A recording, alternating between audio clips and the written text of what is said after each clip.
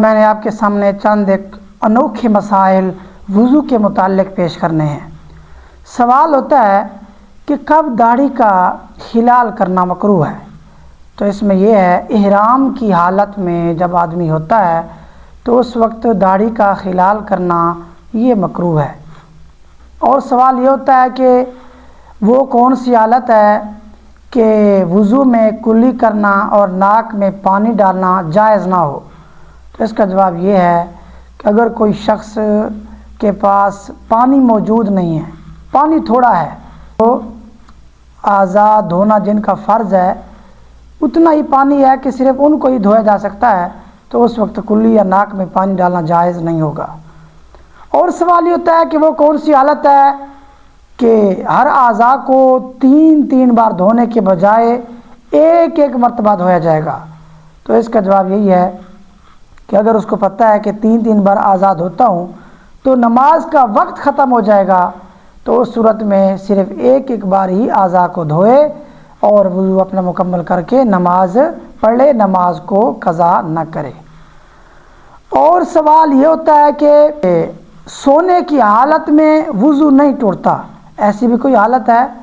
تو اس کا جواب یہی ہے، انبیاء کرام علیہ السلام ان کے سونے کی وجہ سے وضو نہیں ٹوٹتا۔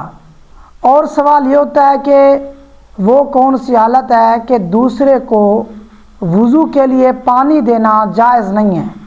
تو اس کا جواب یہ ہے، اگر اس شخص کے پاس پانی قلیل موجود ہے کہ وہ صرف خود ہی وضو کر سکتا ہے، تو یہ شخص ایسا نہیں کر سکتا کہ یہ وضو کا پانی تو دوسرے کو دے، خود تیمم کرے، تو یہ اس کے لیے جائز نہیں ہوگا۔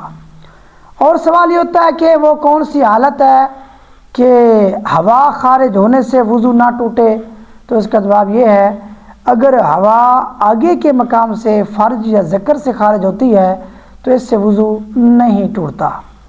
اس کے علاوہ سوال ہوتا ہے کہ قے آنے سے، منہ باہر قے آنے سے وضو نہیں ٹوٹتا، یہ حالت کون سی ہے؟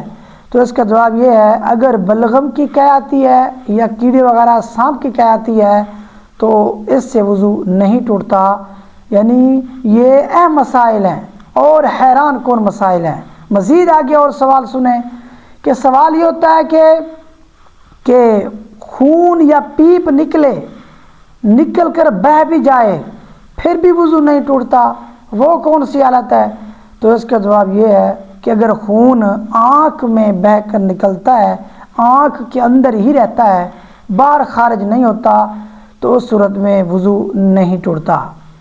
کہ وہ کون سا شخص ہے کہ جس پر نماز تو فرض ہے، تو اس کو نماز اس نے پڑھنی ہے، لیکن نہ اسے وضو کی ضرورت ہے اور نہ ہی اسے تیمم کی ضرورت ہے، بغیر وضو اور بغیر تیمم کے نماز پڑھے گا، یہ کون سی حالت ہو سکتی ہے؟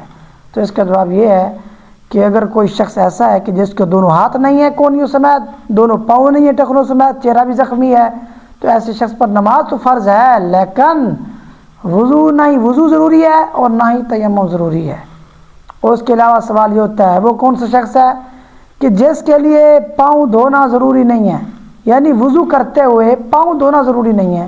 تو اس کا جواب یہ ہے، اگر کسی شخص نے موزے پہنے ہوئے ہوں اور وہ موزے بھی ایسے ہیں کہ جن میں مکمل شرائط پائی جاتی ہیں، تو اس صورت میں وہ موزے جو وضو کر کے پہنے گا، تو اگر وہ مقیم ہے تو ایک دن اور ایک رات اس موضوع پر مسح کر سکتا ہے، پاؤں کا دھونا ضروری نہیں ہے۔ اور اگر مسافر ہے تو 3 دن اور 3 راتیں وہ مسح کر سکتا ہے، پاؤں کا دھونا ضروری نہیں ہے۔ وضو کے لیے پاؤں دھوئے بغیر صرف مسح کرنے سے ہی اس کا وضو ہو جائے گا۔